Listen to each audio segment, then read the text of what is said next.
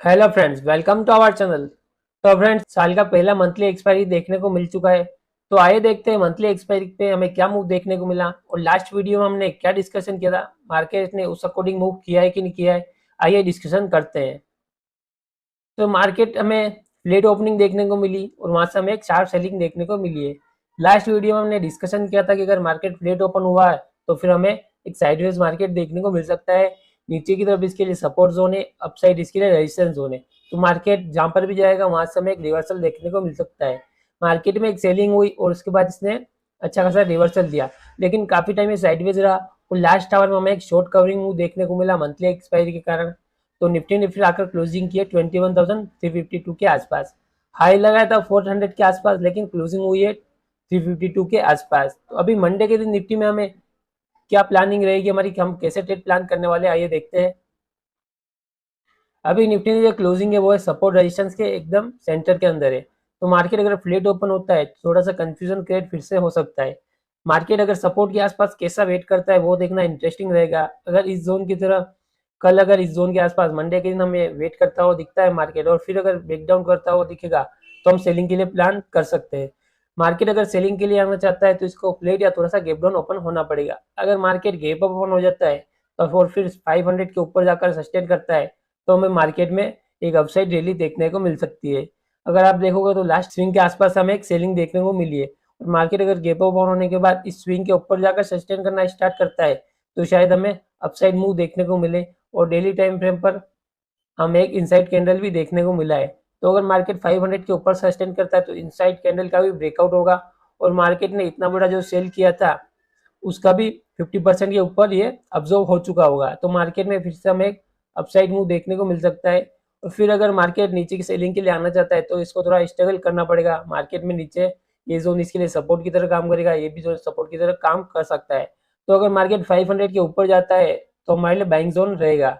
Selling के लिए हम 450 के नीचे प्लान कर सकते हैं, उसके नीचे हमें 200 से लगाकर 130 के टारगेट देखने को मिल सकते हैं। लास्ट स्विंग यही जोन के आसपास है, यहाँ काफी टाइम वेट किया है और इसी जोन के आसपास हमें एक अच्छी बाइंग भी देखने को मिली है।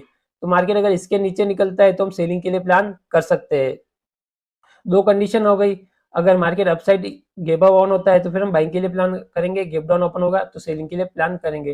फ्लैट ओपन होता है तो फिर सपोर्ट रेजिस्टेंस के आसपास कैसा वेट करेगा वो देखना रहेगा, उस अकॉर्डिंग हम ट्रेड प्लान कर सकते हैं। तो आइए देखते हैं बैंक निफ्टी को हम कैसे ट्रेड करने वाले हैं।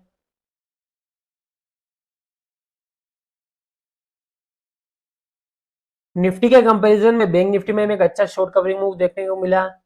150 के आसपास का इसने हाई लगाया। कल ओपनिंग भी हमें उसी जोन के आसपास देखने को मिली थी और वहां से हमें एक शार्प सेलिंग देखने को मिली है। हमने डिस्कशन किया था कि अगर मार्केट फ्लैट ओपन होता है तो फिर मार्केट में हमें एक साइडवेज मूव देखने को मिल सकता है। मार्केट का इसी जोन के अंदर क्लोज हो सकता है। मार्केट ने अच्छा खासा नीचे की तरफ डाउन मूव दिया और थोड़ा टाइम वेट करने के बाद जब ये लो ब्रेक किया तब काफी लोगों ने यहाँ पर ट्रेड प्लान किया होगा। जिन्होंने भी प्लान किया उनका स्टॉप लॉस हिट हुआ होगा, प्रीमियम डीके हुआ होगा। मार्केट में हमने इसलिए साइडवेज के लिए प्लान किया था कि पहले ही हमें अच्छे खासे दो ट्रेडिंग सेशन देखने को मिल चुके थे। तो कल एक्सपायरी भी था, अगर मार्केट फ्लैट ओपन होता तो नीचे की तरफ ये सारे लो डिफेंड हो सकते थे, अपसाइड इसके रेजिस्टेंस लेवल था ही। तो मार्केट का इसी जोन के अंदर क्लोज हो सकता था। इस जोन के आसपास किसी ने भी सेलिंग के लिए प्लान किया होगा, उनका स्टॉप लॉस जरूर हिट हुआ होगा। तो मार्केट में जो अभी क्लोजिंग हुई है वो है 44,866 के आसपास है। हाई लगाया था 45,150 के आसपास, तो क्लोजिंग काफी नीचे हुई है। तो अभी बैंक निफ्टी में क्या सिनेरियो बन सकता है, मंडे के दिन हम बैंक निफ्टी को कैसे प्लान कर सकते हैं, आइए देखते हैं। इसके लिए अभी फ्लैट ओपन होने के बाद नीचे की तरफ सपोर्ट जोन है, अपसाइड इसके लिए 150 का रेजिस्टेंस जोन है। स्ट्रॉन्ग रेजिस्टेंस जोन है 45,460 के आसपास, जहां से हमें एक शार्प सेलिंग देखने को मिली है। तो मार्केट अगर 45,460 या फिर 550 के ऊपर जाकर सस्टेन करता है तो फिर हमारे लिए बाइंग मूव रहने वाला है।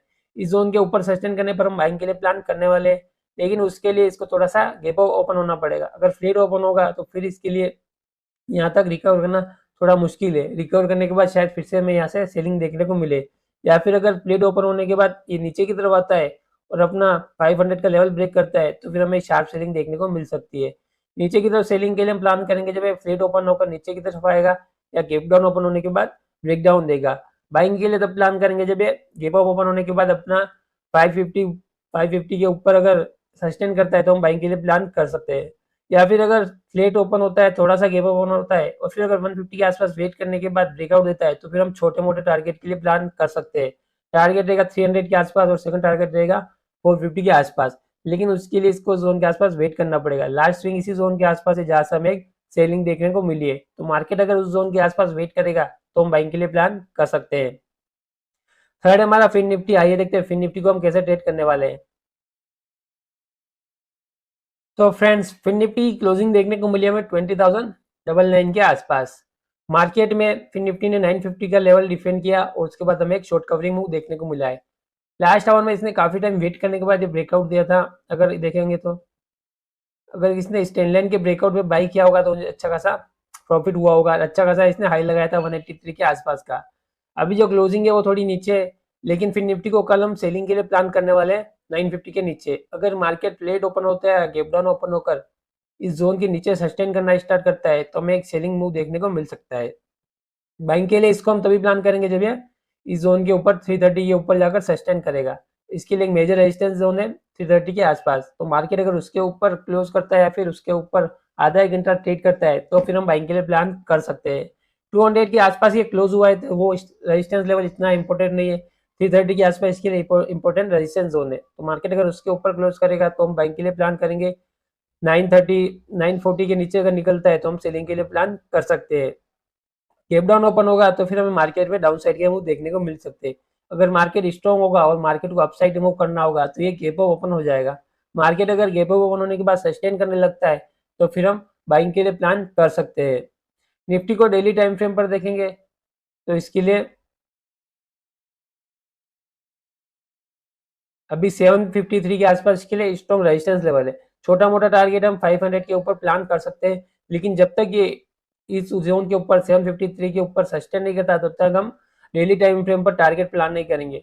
750 के ऊपर सस्टेन करना स्टार्ट करता है तो फिर मार्केट में नए हाई बनते हुए हमको दिख सकते हैं। या फिर अगर ये लो ब्रेक हो जाता है 21,130 के आसपास का, तो फिर हमें नीचे की तरफ बड़े टारगेट देखने को मिल सकते हैं। फर्स्ट टारगेट रहेगा हमारा 20,980 के आसपास और सेकंड टारगेट रहेगा 20,770 के आसपास। Thank you.